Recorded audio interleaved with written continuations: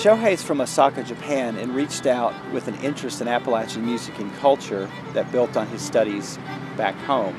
And so the first time I met Shohei was actually on my front porch with other graduate students and faculty from the Appalachian Studies program. And Shohei brought the fiddle and started to play. He didn't know it was an audition, but it was and we didn't intend it as an audition, but he was so good and so interested in music. And before the end of his visit there, our faculty got together and resolved to offer him a scholarship before he left the house to try to make sure that he chose Appalachian State.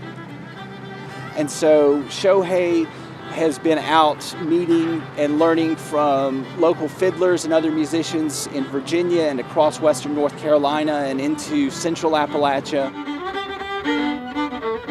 So bluegrass music in Japan has been popular since after World War II, and through the radio station of this U.S. Army, a lot of Japanese people had a kind of a different music, totally different from what they had heard before.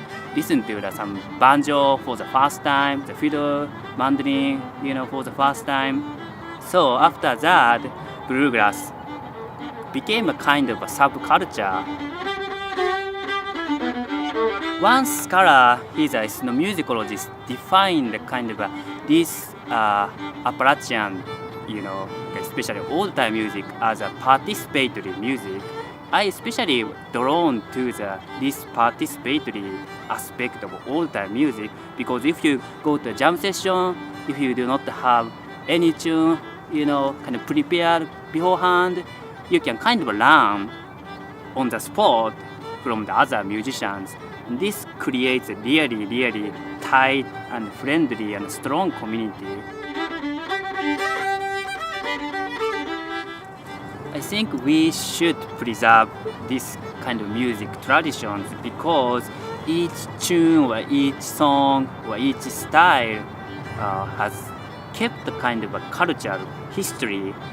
When we perform the tune, we would have some kind of a story behind it, who made up that tune or who learned that tune from other person. That's why I think it's worth to preserve these kind of traditions.